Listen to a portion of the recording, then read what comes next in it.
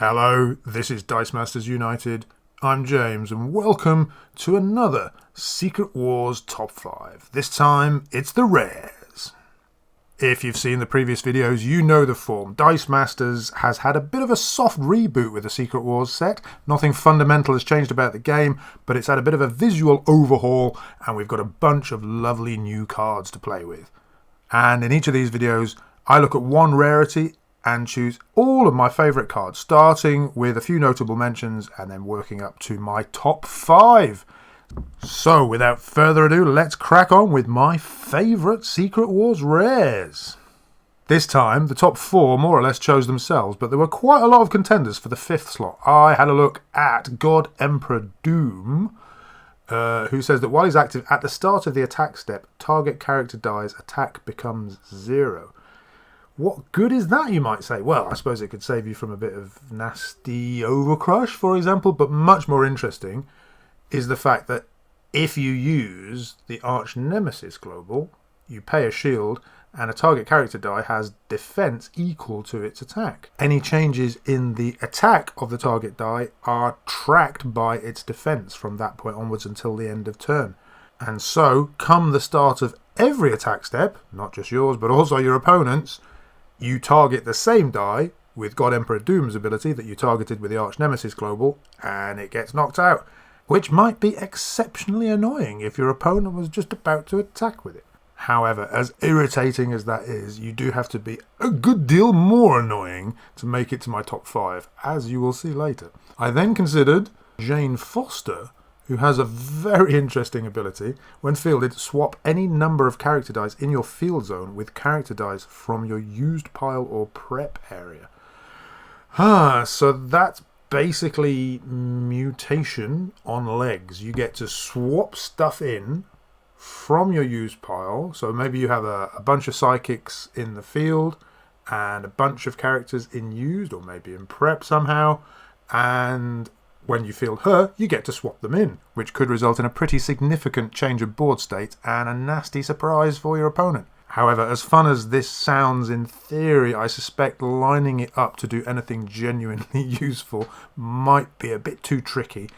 And you don't get to trigger any of the when fielded effects, remember, because swapping does not constitute fielding. So, as fun as that is, definitely worth a mention, but not making it into my top 5. Next, I was looking at Scarlet Witch. She says, when fielded, ignore all text on opposing character cards, which is an ability we've seen before in the form of Shriek Dark Empathy back in the day. These two cards are pretty similar generally, and very useful if your opponent has one or more things on their board which are just stopping your win con from going off on your turn. You can just field Scarlet Witch, blank them all, and carry on as if they weren't there.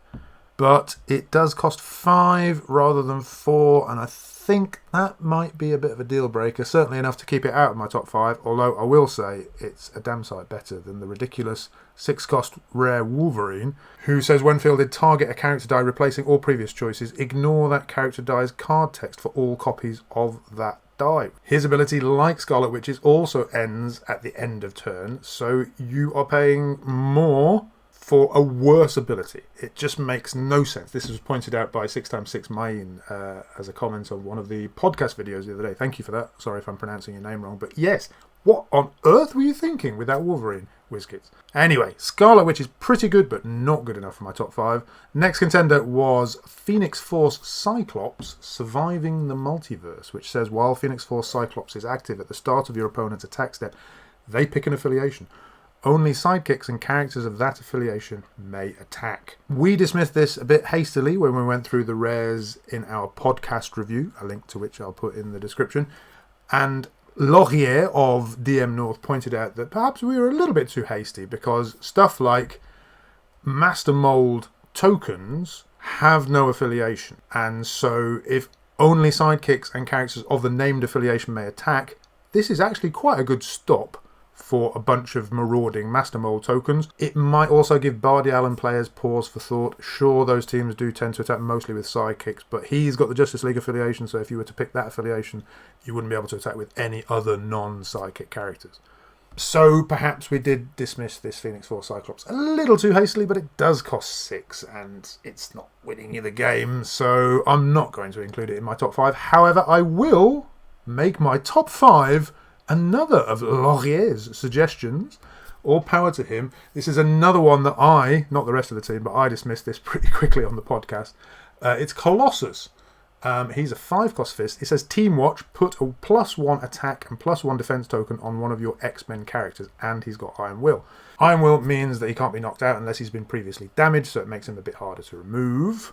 Although, he could be force attacked across, but he's got some fairly decent stats. The Team Watch ability means that while he's in the field, when you field a character which shares an affiliation with him, that ability triggers.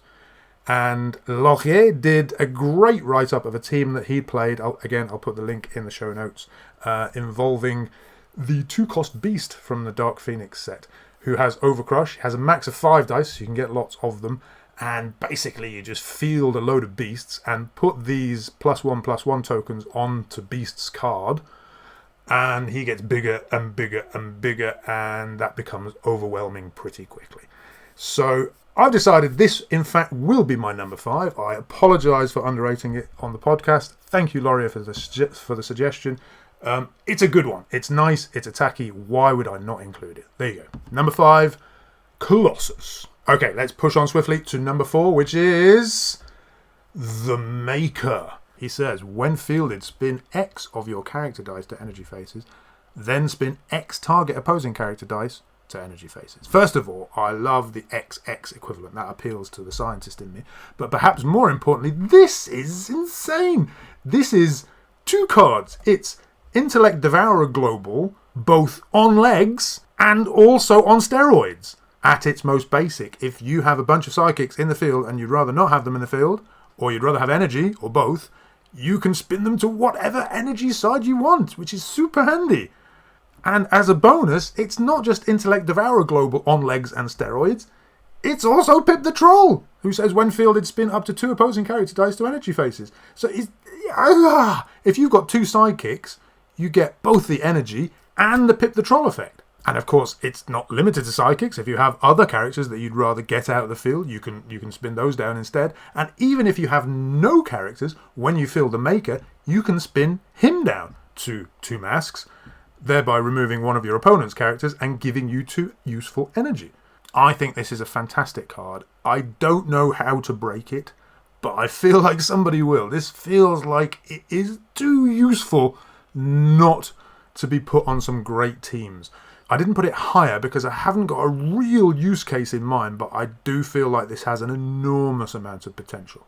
The one small fly in the ointment here, I think, is one which is shared by all spin down effects, which is when you spin your opponent's characters to energy. That's great. You're getting rid of their field presence and some annoying characters probably, and they're not just being knocked out so they can roll them again next turn, but rather, you're sending them to used ultimately, and then they'll have to go through the bag before they get them again. This is all fantastic. Spinning down stuff is super strong, and you're spinning to a face of your choice, not theirs. But if they have the rare Mr. Sinister Global on their team, giving them energy by spinning down their dice means that they can use his global, which means that they can get through their bag a little bit more quickly, which somewhat counteracts the effect of sending these dice to used ultimately instead of knocking them out. That said, there are ways of stopping that global working, for example. So I reckon the Maker has so much potential, it's just shenanigans waiting to happen. So that's my number 4. Let's move on to number 3 now, which is Apocalypse. While Apocalypse is active, when you could use a global ability, you may pay a bolt and a mask and field sidekicks from your used pile and bag until you have 4 sidekicks in the field zone. Now, we've talked in previous videos about how useful it is to be able to field sidekicks, but this is something else. This is completely one-sided. Your opponent has no access to it. You do have to have a 6 cost and field him with pretty gross fielding costs, and the ability does cost a bolt and a mask. But just think what you could do with multiple fieldings of sidekicks. Jubilee, Thor, Harley Quinn. All of these benefit enormously from fielding sidekicks.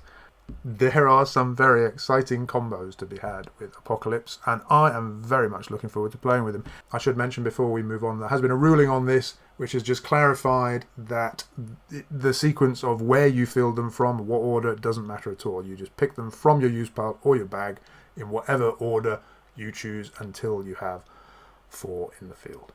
Right, that was Apocalypse. Let's move on to number 2, which is Black Panther. Energize, yeah, okay, whatever. While Black Panther is active, when your opponent fields a character die, you may re-roll one of their other character dice. I mentioned earlier when we were talking about God Emperor Doom a whole new level of annoying, and this card is it. It's not just removing 1 die when they attack, but rather potentially, not certainly because it's re-rolling, not spinning down or knocking out, but potentially removing one of their character dice every time they field another character dice. Which is fun. It's fun for the person with Black Panther on their team, not so much on the other side. I've been on both sides. I very much suggest you give it a go. Obviously, this will give your opponent some really tough choices when they're fielding characters that they've rolled naturally. But what if we could force the issue? What if we could force our opponent to field characters so that they have to re-roll their other character dice? Well, luckily you can. As we've discussed before, there is Instant War. Each player draws 3 dice and fields all psychics drawn this way. Or you could have the pretty version from the original Secret Wars. Or you could use Namor, which we mentioned in the Uncommons video, which is basically Instant War on legs. A more surgical approach is the Falcon Global, which says pay a fist once during your turn. Each player must field a sidekick from their used pile if able. It is only once per turn, and it is only on your turn, but I like that a lot. That's super annoying. So that's my choice for number 2 is Black Panther the Irritating. Okay, what could possibly be better than that, I hear you ask. What is my number 1 rare? Well, he's seen a bit of play already, and he's pretty good, and his name is Terrax. While Terrax is active, when one of your character dice is KO'd, deal 4 damage to target character die. I have to say that as good as Black Panther is, it's just not controllable enough, and that's why Terrax is number 1. It's really not difficult to KO your own characters, and you can do it for your own benefit using the Dark Phoenix Global, for example, or Apocalypse Super Rare Global, but that's only once per turn. You could use the Corvus Glaive that was number 1 in the top 5 commons. When fielded, KO a character die you control. If you do, the next die you purchase this turn costs 2 less. Or if you are as evil and twisted as the previously mentioned Laurier from DM North, you might use this card, which, to be fair, I dismissed roundly when we talked about it on the podcast. But I can kind of see the point now. He doesn't cost too much. He has just 1 on his bottom face, which is really good for throwing at your opponent and, deal with it. Let it through or knock it out. And if it gets knocked out, either by your opponent blocking it or by the previously mentioned globals or whatever, you not only get a Terrax trigger, but you also get to KO an opposing character die of cost 4 or less. And there's plenty of those around, let's be honest. And if you really want to take it over the top, you can combine Terrax with another of Laurier's suggestions, which is Anti-Monitor. And it's a common, nicely, from Superman Kryptonite Crisis. When Anti-Monitor attacks, you may KO any number of your character dice. For each that you do, your opponent KOs one of their character dice. So get a bunch of sidekicks in the field, knock them all out. You get triggers from Anti-Monitor and triggers from Terrax. Oh my goodness, quite easy to clear people's fields. And their stats, both Terrax and Anti-Monitor, are definitely nothing to be sniffed at. Okay, I think it's pretty clear why Terrax is my number 1. He's pretty aggressive, and I like some aggression in my Dice Masters teams.